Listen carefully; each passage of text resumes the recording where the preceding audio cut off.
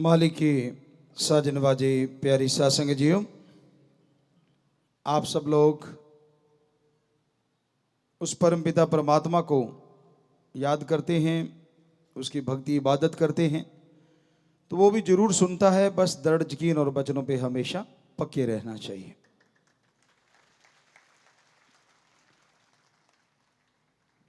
काफ़ी देर से चर्चा हम कर रहे हैं, बाल्यावस्था से लेके, बचपन से लेके गृहस्थ आश्रम तक की, और अब बात आती है संन्यास आश्रम, जो कि आजकल है ही नहीं।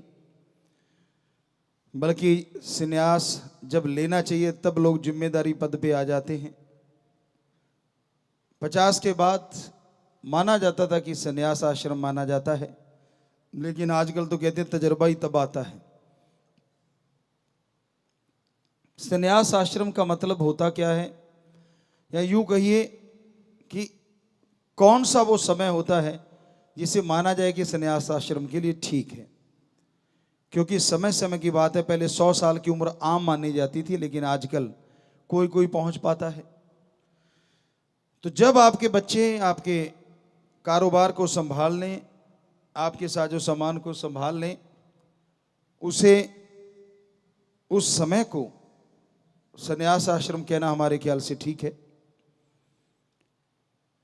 उन्होंने आपका कारोबार, खेती बाड़ी, काम धंधा, बिजनेस, व्यापार, दुकानदारी, या वो नौकरी करने लगे हैं, तो ये सही उचित समय है जिसमें आप संन्यास आश्रम की तरफ चल पड़ें।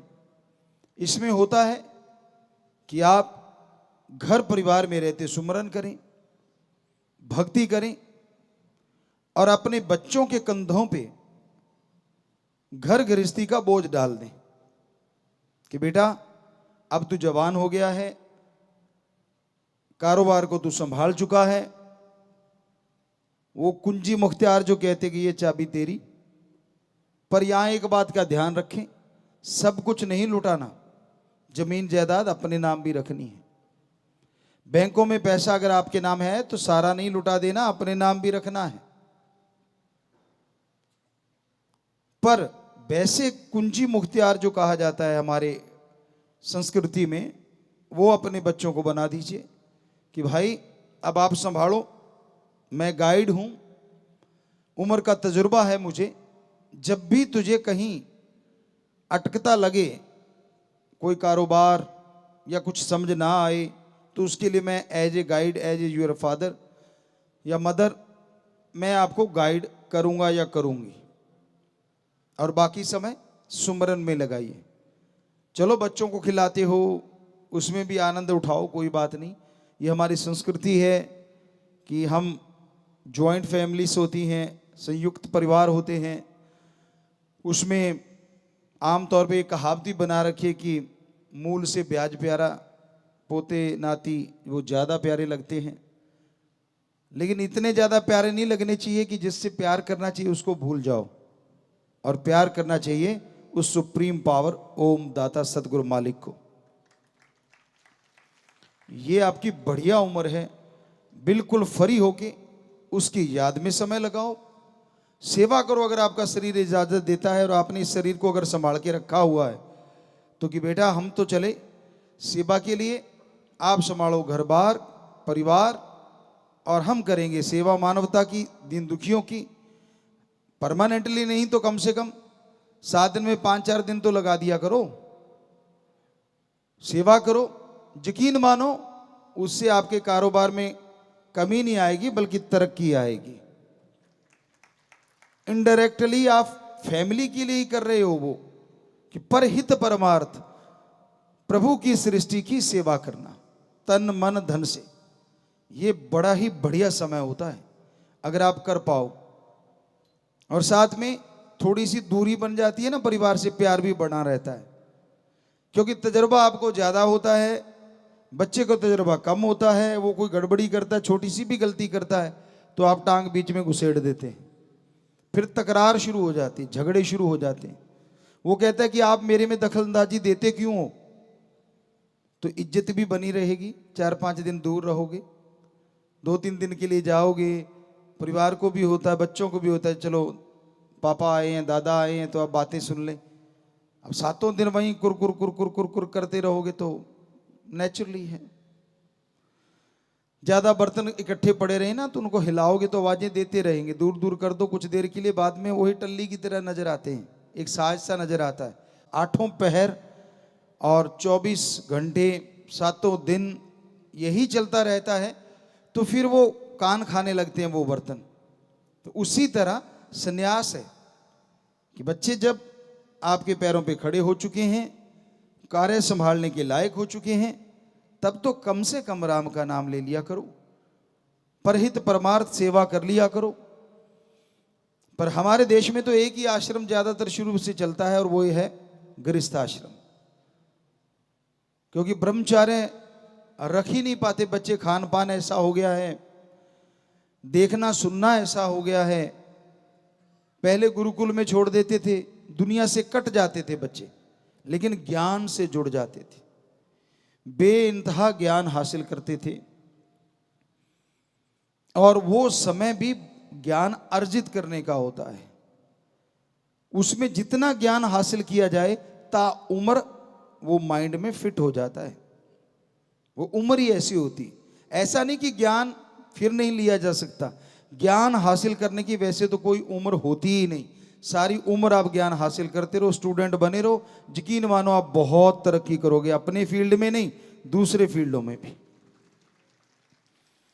जब आप मास्टर बन जाते हैं कि नहीं मुझे तो सब आता है, तब आप ज्ञान हासिल नहीं कर पाते। हमेशा कान खुले रखो, कहीं से भी ज्ञान मिल जाए अच्छे वाला।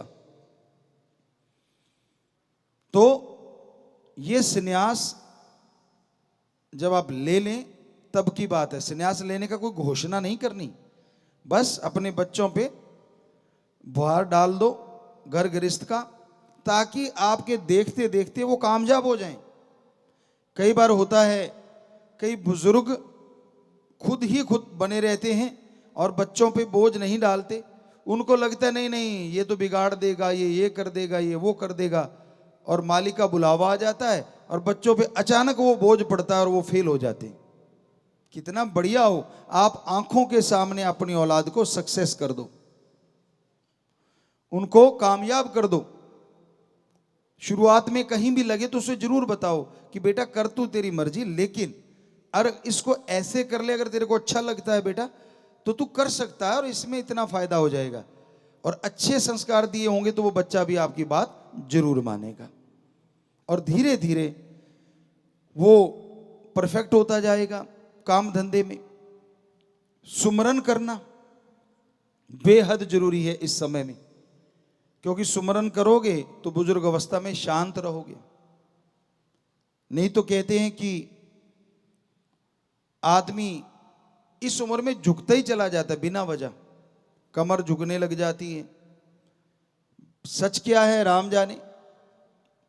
गुरुत्वाकर्षण शक्तियां होती हैं, कहते धरती में भी होती है, चंद्रमा में भी होती है, और भी होगी, साइंटिस्ट जानते होंगे बेहतर। तो आदमी का चेहरा लटकता है, इसकी एक वजह यह भी रहती है कि पृथ्वी का गुरुत्वाकर्षण शक्ति जो है वो भी काम करती है इसमें, कहीं ना कहीं थोड़ा करती होगी, ज्यादा नहीं तो। दूसरा कि हमेशा फेस आपका नॉर्मली झुका रहता आगे की तरफ, तो उससे भी झुर्रियां जो हमारे अंदर शरीर में चेहरे पे कह लो जेल वगैरह जो स्किन और हड्डियों के बीच में तालमेल रखती है, वो भी नीचे की तरफ ही जाती है।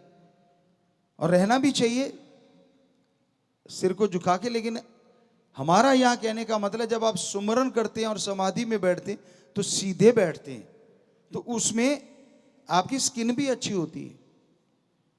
और हो सके तो कभी कभी गर्दन को पीछे की तरफ जब लेटते हो आप, कंधे के पास सिरहाना वगैरह रख के गर्दन थोड़ी पीछे की तरफ हो जाए 2-4-5 मिनट के लिए, तो अच्छा है। जब आप लेटे हुए हैं तो उससे सर्वाइकल भी दूर होता है और ये जो आपका लटकने वाला काम है वो भी थोड़ा रुक जाता है। और झुकने वाला काम, वो कमर कहीं देखा ना आपने, 50-60 साल में ही लकड़ी पकड़ लेते हैं।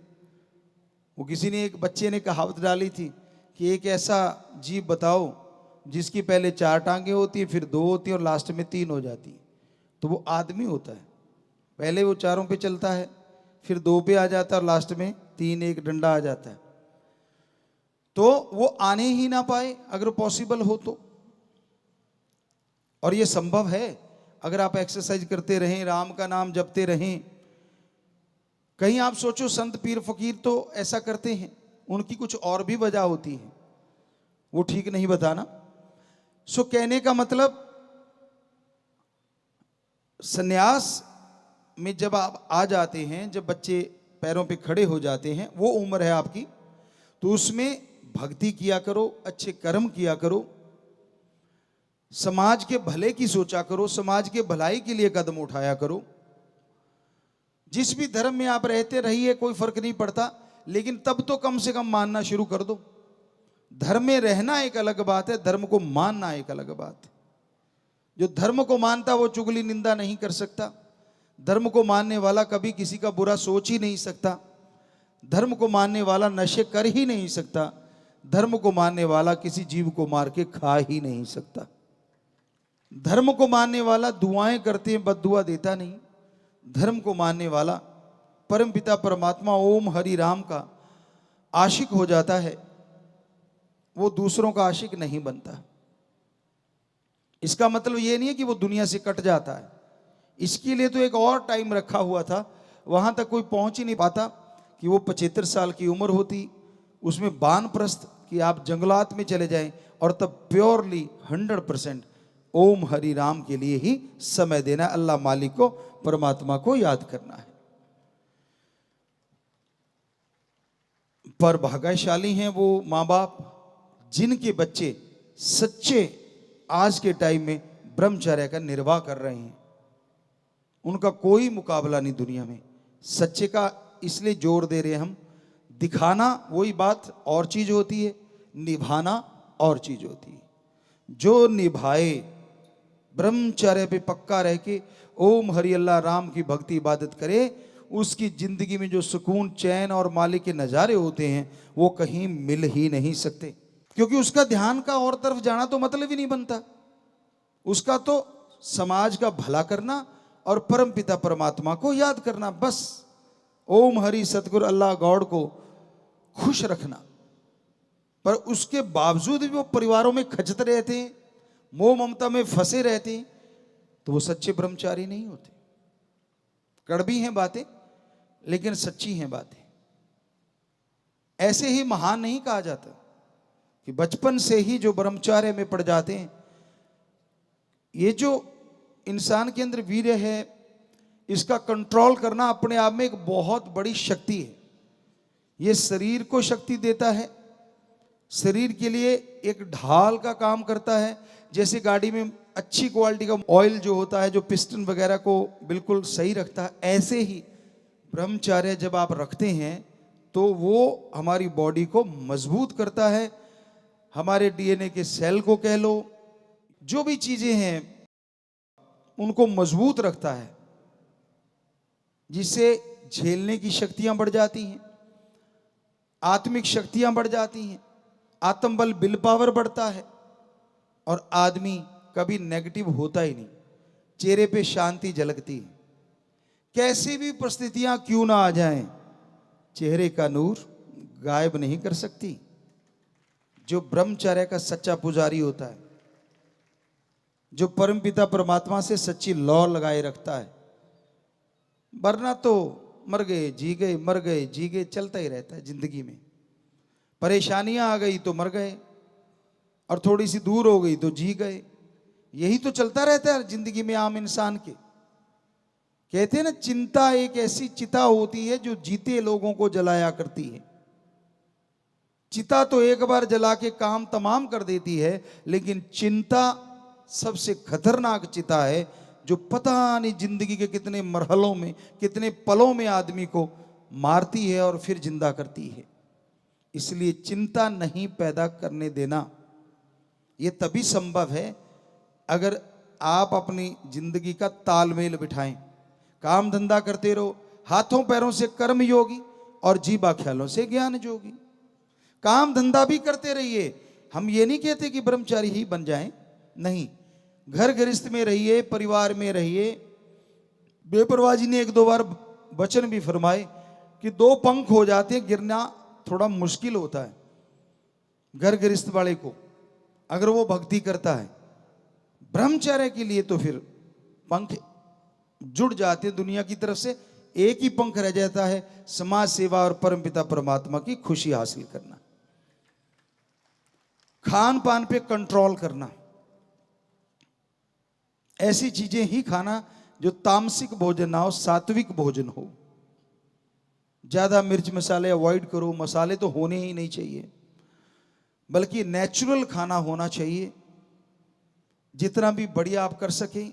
बहुत सारी चीजें ब्रह्मी हैं, ज्यादा आप उपयोग करें जो ब्रह्मचर्य का पालन करना चाहते हैं, जो कि अनमोल तोहफा है कुदरत का, वो आप ज्यादा लेते रहेंगे तो नेचुरली आप शांत रहेंगे और परमपिता परमात्मा की तरफ ही ध्यान रहेगा।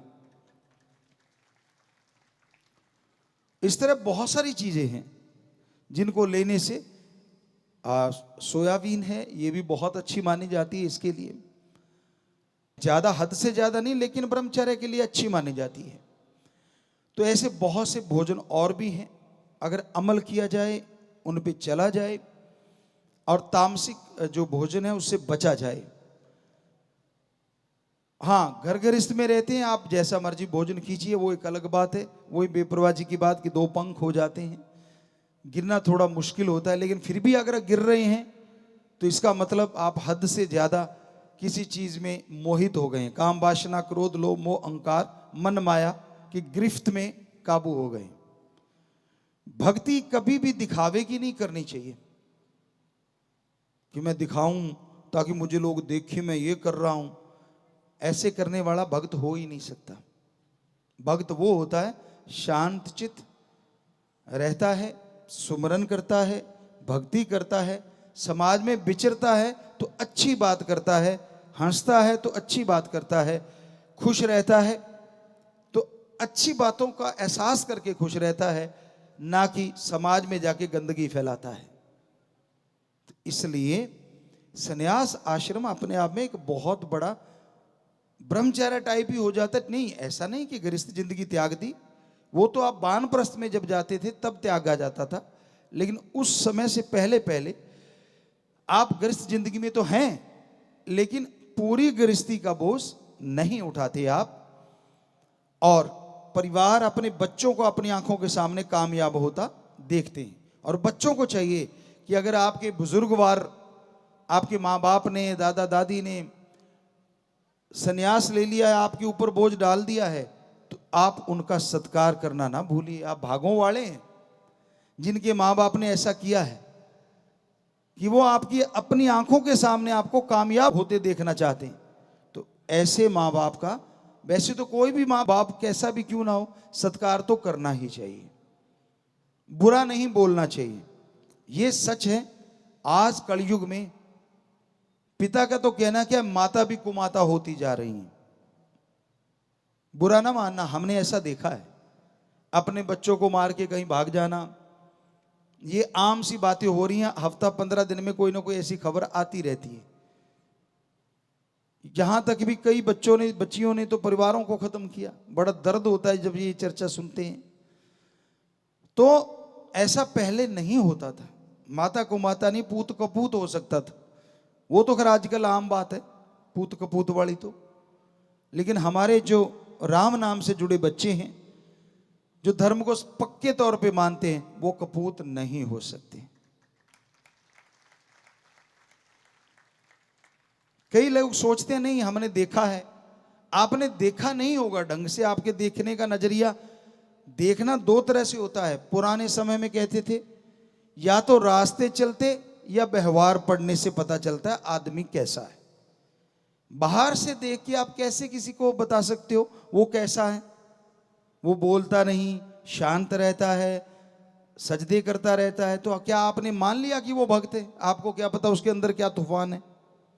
और दूसरी बात, पुरानी कहावतें ऐसी नहीं बनी कि ना तो बुरा जन्मे और ना बुरा आए। ये भी कारण होता है। बुरा नहीं जन्मा तो बुरा अगर आ गया तो वो भी फट्टी पोंछ देता है, पता ही नहीं चलने देता कब आपके चारों खाने चित कर दे। संस्कारों को आप भूल जाते हैं और जो बुरा आया है उसकी सुन के सब बुला देते हैं जिंदगी देने वाले माँ बाप को। माँ का ऋण तो कैसे कोई उतारेगा। इसका मतलब ये नहीं है कि माँ गलत रास्ते पे चल गई उसके गुणगान गाते रहो, लेकिन अवगुण भी ना गाओ। अच्छा यही है, क्योंकि आजकल जैसे आपको बताया, ये हमने बिल्कुल प्रत्यक्ष में देखा है कि माता भी ऐसी होती हैं जो गलत राह पे चल पड़ती हैं। जब बच्चा उन चीजों को देखता है तो वो तिल मिला के रह जाता है, क्योंकि वो आपके जन्मदाता है। आप अवॉइड कर दें, उसके रास्ते में ना आए, तो आपको ना तो गुस्सा आएगा। कोशिश कर लें अगर वो समझ सकती है आपसे समझाने की, और जब लगे कि ये समझने से और समझाने से ऊपर की बात है तो फिर रास्ते में ना आए, किनारा कर लें, वो ज्यादा अच्छा है। सत्कार अंदर रखिए।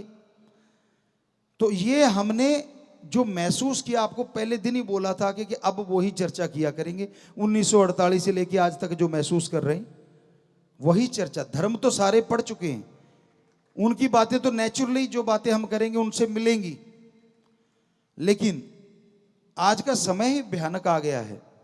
किसी की भी बात रख लो, कितनी भी बड़ाई कर लो, वो चिंटी वाली बात हम आपको सुनाया करते थे, त्रेड़ चाहे ना भी हो फिर भी लोग ऐसी चीजें सोचते रहते हैं। तो कहने का हमारा मतलब यहां पे वही है कि आप संन्यास आश्रम में आ गए हैं, दखल अंदाजी ना करो। हमारी आंखों सामने देखा है, जिसको लाखों करोड़ों लोग सजदे करते थे, संन्यास आश्रम में ना जाने की बजाय, गृहस्थ आश्रम में उलझने की बजाय, बच्चों की मोह ममता में पड़ने की बजाय ऐसे ऐसे पाप कर्म कर बैठे कि लोग उनको निगाह मिलाना भी पसंद नहीं करते। कर्मों से सब कुछ है, शरीर से कुछ नहीं होता। इसी शरीर से आप बुरे कर्म करने लग जाओगे तो कुछ और बन जाओगे, और इसी शरीर से अगर अच्छे कर्म करने लग जाओगे तो पूरा समाज आपको इज्जत की निगाह से देखेगा, आपका सत्कार करने लग जाएगा।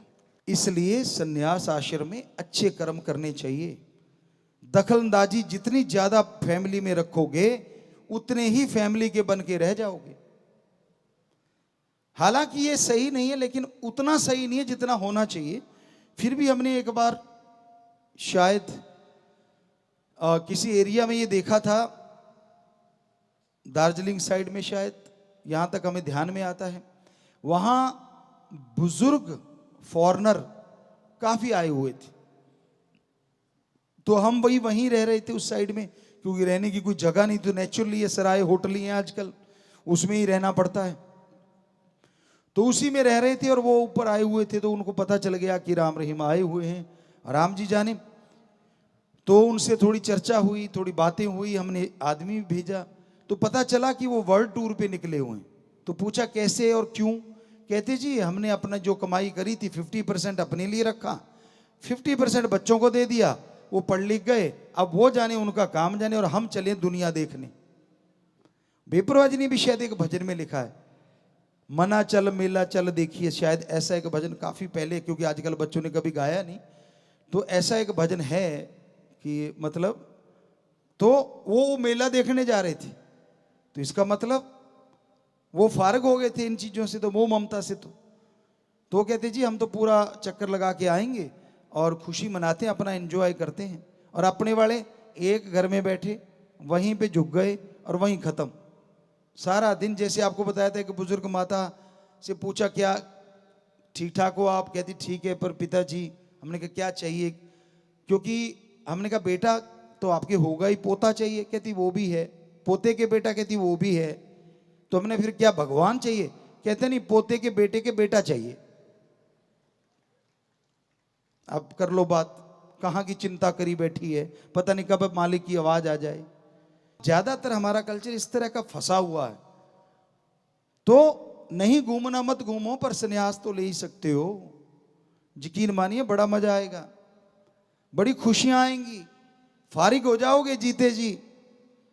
और फारिग होके जब आप गाइड करोगे, माइंड भी ज्यादा काम करेगा। और फिर अगर सेवा करते हो समाज की, परहित परमार्थ करते हो, तो और आइडियाज आएंगे जो आपकी फैमिली, आपकी कुलों का भी उद्धार करते रहेंगे।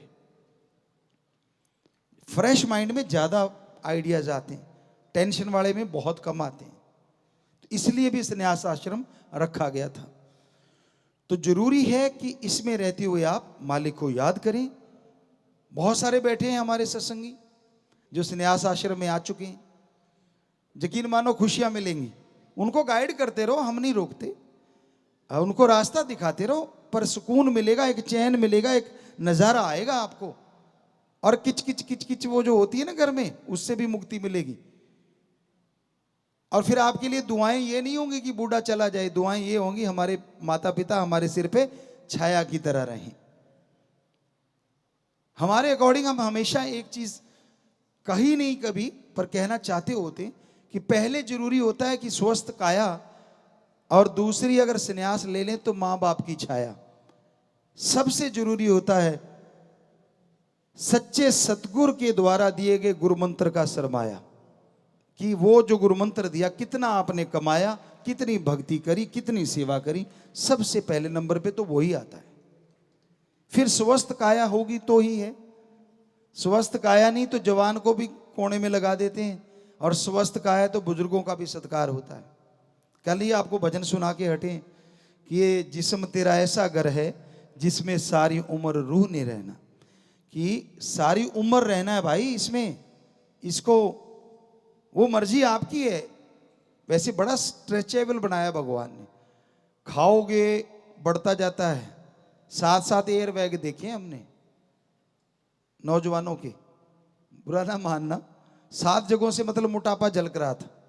और ऐसे नौजवान भी देखिए कि जो बिल्कुल फिट, बेटियां बेटे, बड़ा अच्छा लगता है उनको देख के, और खुशी मिलती है कि ये आगे भी जाके अच्छा करेंगे। और जो मोटापा है ये बीमारियों का घर है, जड़ है, इसलिए इससे बचो। आप तंदुरुस्त रहो, सही सलामत रहो, यही मालिक से दुआ है। और आप अमल किया करो वचनों पे, भगवान आपको सद्बुद्धि बख्शे, ये भी मालिक से, सतगुरु मौला से दुआ आशीर्वाद आपको कहते हैं, ताकि आप अमल कर पाएं, जिंदगी में बहारें ला सकें, अपने भी परिवार के भी, और मालिक आपको तरक्की दे। बहुत बहुत आशीर्वाद।